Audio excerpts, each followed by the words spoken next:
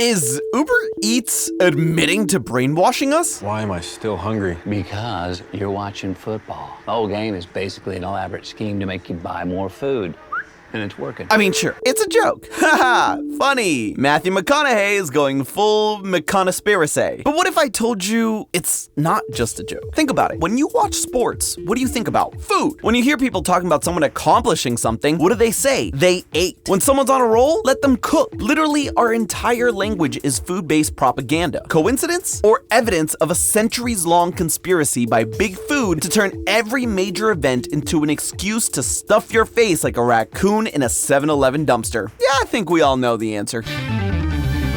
Hello, Internet! Welcome to Food Theory, the show that's eating and leaving no crumbs. The show that's cooking but never cooked. Can I get away with one more? The show that's spilling the tea on conspiracies. And in case you have no idea why I'm talking like this today, it's all because of Matthew McConaughey, the Oscar-winning rom-com king with a southern drawl that for some reason makes me want to buy a luxury car. See, the Super Bowl just happened, and even if you don't care about football, lots of people will find themselves watching regardless. And for those of you that just refuse to watch, yeah, we all saw your non-watching tweets about sports ball. Har, you're so original. But as we know, the thing that's become just as much of an event as the game itself, and dare I say the halftime show too, are the ads. Okay, fine, this year there was also the beef with Kendrick and Drake. I mean, for real, getting Serena Williams and SZA, Drake's exes, to dance and sing on stage is a level of petty I can only aspire to be. You can definitely say that Drake is cooked now. I mean, look at him. He's smoking! But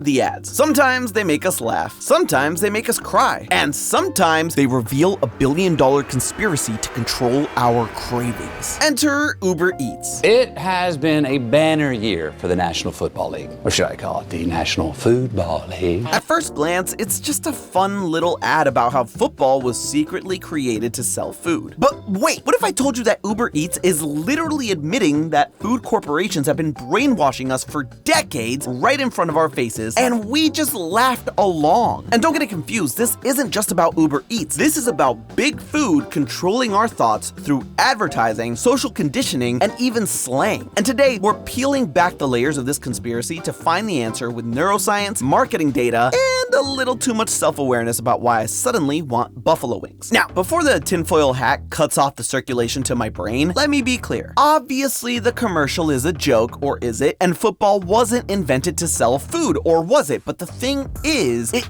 does actually pull the curtain back a bit on a conspiracy to get you to link food with almost everything in the world around you. And it is a huge business. Let's face it, you can guarantee that when money is involved, someone somewhere is trying to figure out how to brainwash you. It isn't just football though. McConaughey's jokes and strikingly good looks aside, it's actually being committed by Big Food. Okay, so let's back up. First, let's dig into the commercial that had me questioning everything. The commercial that showed during the big game is actually sort of a season finale to the whole shebang. It's been multiple commercials under the "Football is for Food" title. Yeah, boy! Let him cook! Talk to us about this feed me thing you've been doing after big plays. Turnovers, pancake blocks, scrambles. Oh, I just scored. Feed me more. Leading up to the star-studded finale featuring celebrities like Kevin Bacon, Martha Stewart, Charlie XCX, and even Sean really be ducking the Food Theory invite onto Hot Ones Evans. And in it, they talk about why the ball is nicknamed the pigskin to sell bacon, or why in the world Buffalo got its own team, the Wings. All funny misinformation that makes you do a double take with how real it sounds. The thing is,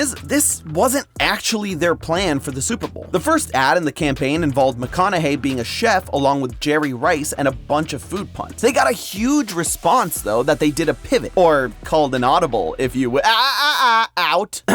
called an audible if you will, for the Super Bowl ad, and really doubled down on the idea because apparently people like conspiracies and lore. Who would have thunk? But the culprit here isn't just Uber Eats, because as much as people think it's just one company, they are powered by and in some ways represent the entire food industry because of the restaurants and heavy hitters they're partnered with and drive billions of dollars to every year. And we know Uber isn't the only delivery service on the market. In the US, DoorDash is still numero uno, but globally, Uber Eats is Tokyo drifting around the competition for an estimated annual revenue of about $12 billion. For context, when you compare that to the top earning restaurants around the globe, it would rank 4th, right behind McDonald's, but before Darden. And in case you're wondering what the heck Darden is, it's the company that owns Olive Garden, Ruth's Chris Steakhouse, and higher-end restaurants like Capitol Grill and Yard House. Yeah, it's the largest full-service restaurant company in the world, and Uber Eats beats it. It's also been growing at 20% year over year for the last few years, so expect that number to continue to rise. In fact, the whole food delivery industry is expected to expand to $1.9 trillion in revenue by 2029, up from $1.2 trillion this year. And sure, it shares that market with DoorDash and Grubhub, but it's still the biggest name there. So yeah, in some ways, Uber Eats is emblematic of the entire food industry and is quickly becoming one of the biggest players in food. By the way, this isn't just to gas up Uber Eats, it's to show you that this brainwashing they're doing is on behalf of the entire food industry. The really crazy part is, they don't even need you to think about Uber Eats to win. They just need you thinking about food. So, of course, they want to control how you think about food. How do they do that? Through subliminal, and in this case, the exact opposite of subliminal, advertisement. But Santi, advertisements don't work on me. I see commercials and I resist. No, you don't. In fact, you really don't. That's not just me saying that. It's science. Studies show that food commercials are uniquely powerful in shaping our cravings. In fact, food ads are so effective that they can literally rewire our brain chemistry. For one, kids who watch food ads eat 45% more snacks afterwards compared to those who don't. And for you older theorists, you're not safe either, because adults consume more after watching as well, regardless of what was advertised, whether quote-unquote healthy or unhealthy foods. Oh, and those commercials? They activate the reward center of the brain and increase cravings even if you're not hungry. The dopamine release from just watching these, even if it's just a short time, makes you more likely to actually go out and seek food. Super Bowl ads don't just entertain us, they prime us for cravings. The constant visuals of golden beer, crispy wings, and overflowing chips stimulate our dopamine response, making food an essential part of the viewing experience. And once that habit is formed, it becomes second nature. Every year, Big Food spends millions upon millions on these ads because they know that, over time, they're programming our brains to expect food whenever a major event rolls around. Take Budweiser, for example. It's estimated that through the sales they get after the Super Bowl, they make 172% of their advertising investment back, something to the tune of $96 million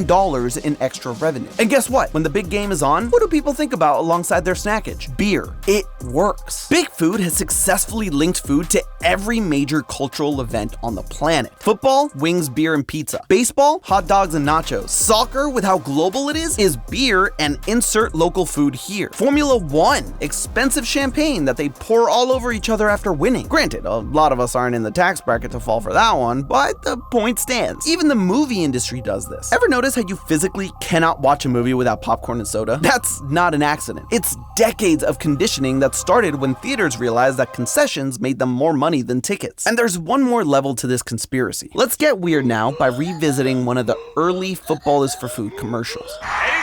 Yeah, boy!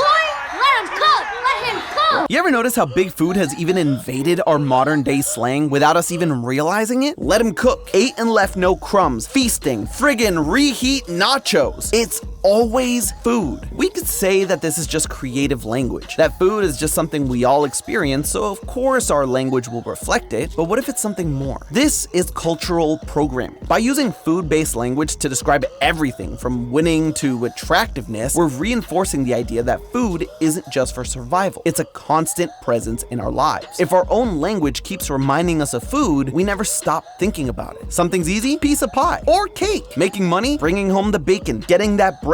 Making dough. Communities all over the globe for decades have come up with slang based around food, and these companies all incorporate it into their commercials to hijack our brains, even if it has nothing to do with food. It gives you options based on your budget. It's a piece of cake.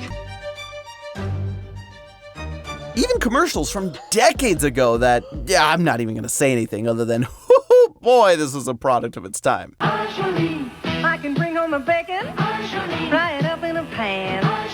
They do this so when you inevitably use those food phrases, you think about them and their brands, and you whip out your wallet. Point is, we're suckers to the program, and it's everywhere. If you're still not convinced, espresso. Ring a bell? Tom! A minor, please. Say you can't sleep, baby, I know that's that me espresso.